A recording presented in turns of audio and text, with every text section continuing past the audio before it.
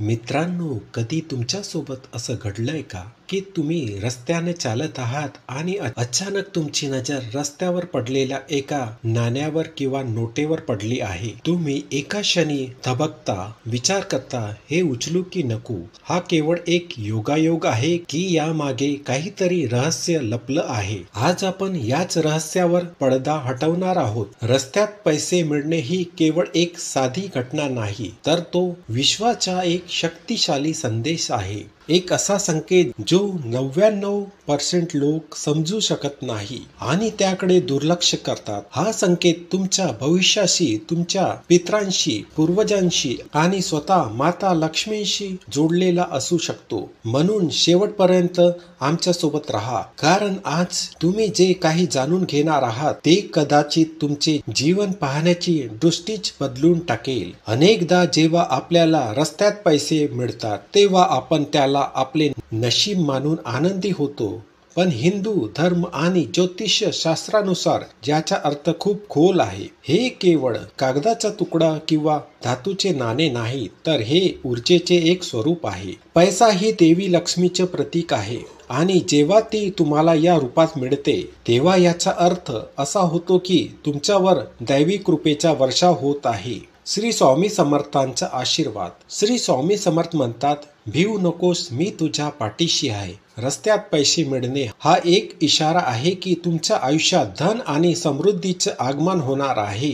तुमच्या चांगल्या कर्माचं फळ तुम्हाला मिळणार आहे आणि तुमची अडलेली काम लवकरच पूर्ण होणार आहेत. पण तुम्ही कधी विचार केला आहे का की हे पैसे फक्त तुम्हालाच का मिळाले, दुसऱ्या कोणाला का नाही? या मागचं सर्वात मोठं रहस्य आपल्या पितरांशी म्हणजे आपल्या पूर्वजांशी जोडलं आहे. हिंदू मान्यतेनुसार आपले पितर नेहमी सूक्ष्म रूपात आपल्या आजूबाजूला असतात आणि आपल्याला मार्गदर्शन करतात.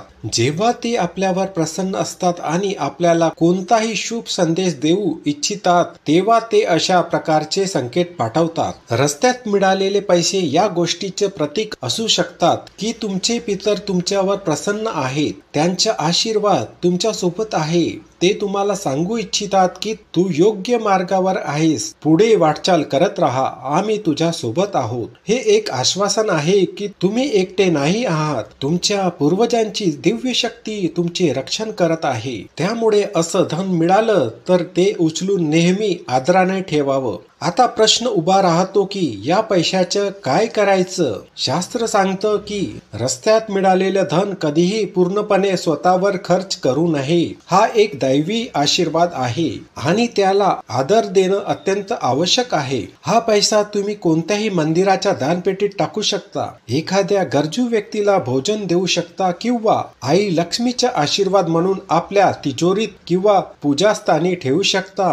असं केल्याने तुम्ही त्या सकारात्मक ऊर्जेचा आदर करता आणि स्वतःसाठी समृद्धीचे नवे दरवाजे उघडता. हा पैसा या गोष्टीचाही संकेत असू शकतो की तुम्हाला तुमच्या आध्यात्मिक जीवनाकडे लक्ष देण्याची गरज आहे. कदाचित परमेश्वर तुम्हाला आठवण करून देऊ इच्छितो की भौतिक यशासोबत आध्यात्मिक शांतीही तितकीच महत्वाची आहे. म्हणून पुढच्या वेळी जेव्हा तुम्हाला रस्त्यावर एखादं नाणं किंवा नोट मिळेल तेव्हा त्याला केवळ एक योगायोग समजून दुर्लक्ष करू नका. या क्षणासाठी थांबून त्या अदृश्य शक्तीचे आभार नक्की माना. हा विश्वाचा, तुमच्या पितरांचा आणि माता लक्ष्मीचा पाठवलेला एक प्रेमाचा संदेश आहे, एक आशीर्वाद आहे. हे एक रहस्य आहे जे तुम्हाला सांगतं की तुम्ही योग्य मार्गावर आहात आणि तुमच्या जीवनात काहीतरी खूप चांगलं घडणार आहे. जर ही माहिती तुम्हाला आवडली असेल तर या व्हिडिओला लाईक करा आणि आपल्या मित्र परिवारांसोबत शेअर करा, जेणेकरून त्यांनाही हे अद्भुत